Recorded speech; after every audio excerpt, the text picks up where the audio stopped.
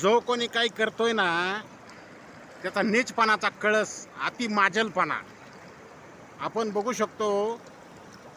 ही प्रवरामाई, ही प्रवरामाई म्हणजे एक प्रकारची अमृतवाहिनी आहे. आणि दरवर्षी या प्रवरामाईच्या पात्रात या प्रवाहामध्ये कुणीतरी झक मारतंय. दरवर्षी मळीचं केमिकलयुक्त असं पाणी या प्रवरामाईच्या पात्रात सोडलं जातं आहे.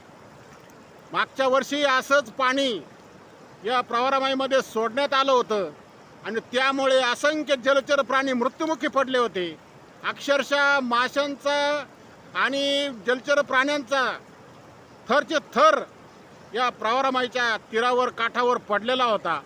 आणि त्याच पद्धतीनं यंदाही याही वर्षी आत्ता मळीचं पाणी केमिकलयुक्त असं काळं भंगार अक्षरशः वंगण वाहत आहे का काय या प्रवरामाईमधून.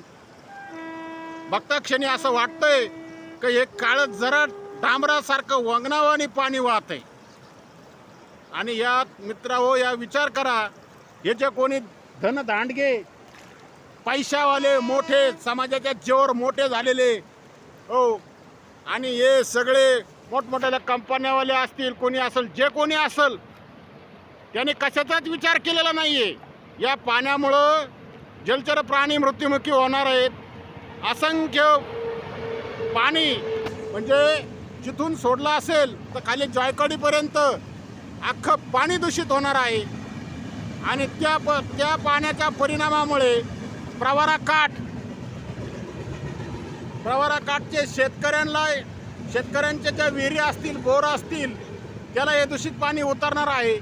परिणामी आजूबाजूच्या अख्ख्या टोटल प्रवरा पट्ट्यातील शेतकऱ्यांचं अतोनात या पद्धतीने नुकसान होणार आहे या पाण्यामुळं. तसेच जलचर प्राणी मृत्युमुखी पडणार आहेत. आणि जे मृत्युमुखी पडलेले जलचर प्राणी काठावर येतात, काठाला तरंगतात. अशा वेळेस पशुपक्षी ते प्राणी खाण्याचा प्रयत्न करतात आणि पशुपक्षी यास बळी पडतात. आजूबाजूचे जे शेतकरी असतील, जनावरवाले असतील, शेळ्यावाले असतील, ते जनावर पाणी पिण्यासाठी या प्रवरामाईच्या पात्रात येतात. तेही या ठिकाणी मृत्युमुखी पडण्याची दाट शक्यता निर्माण झालेली आहे.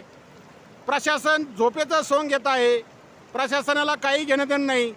हे धनदांडगे पैशावाल्यांनी किती नंगा नाच केला तरी प्रशासन सुन्न आहे. प्रशासन त्यांच्या पुढे लाचार झालेलं आहे.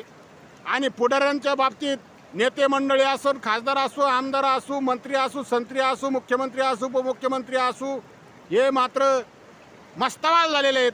यांना गोरगरीब जनतेच्या काही घेणं देणं राहिलेलं नाही. आणि पशुपक्षी मरू, तिकडं काही होऊ, निसर्गाचं वाटोळं होऊ, यांना काही घेणं देणं उरलेलं नाही. आणि अशा कंडिशनमध्ये इतकी भयान अवस्था या पाण्याने निर्माण होणार आहे.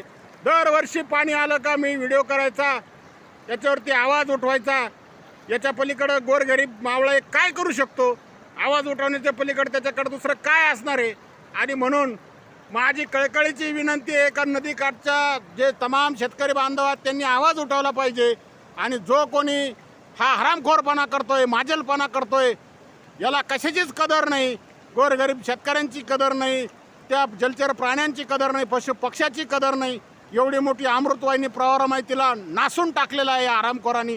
याला कशाचीच कदर नाही. मस्ताल माजलपणा झालेला आहे. आणि म्हणून याच्यावर कुठंतरी वचक बसला पाहिजे. दरवर्षी आरामखोरपणा करतो, दरवर्षी दूषित पाणी नदीत सोडलं जाते. याच्यावर कायमस्वरूपी बंदोबस्त झाला पाहिजे.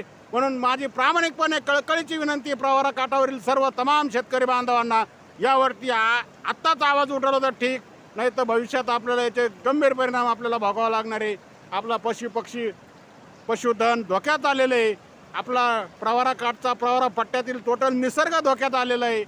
आणि म्हणून माझी हात जोडून कळकळीची विनंती आहे, बाबा हो, अजूनही झोपेचं सोंग घेऊ नका रे दादा हो. आपलंच वाटोळं या गोरगरिबाच्या जीवावर थाया नाचते ते आरामखोर धनदांडगे पैशावाले हो. कोणी ज्यांना केमिकल सोडक, ज्याची फॅक्टरी असेल त्यांना केमिकल सोडलं या नदीमध्ये.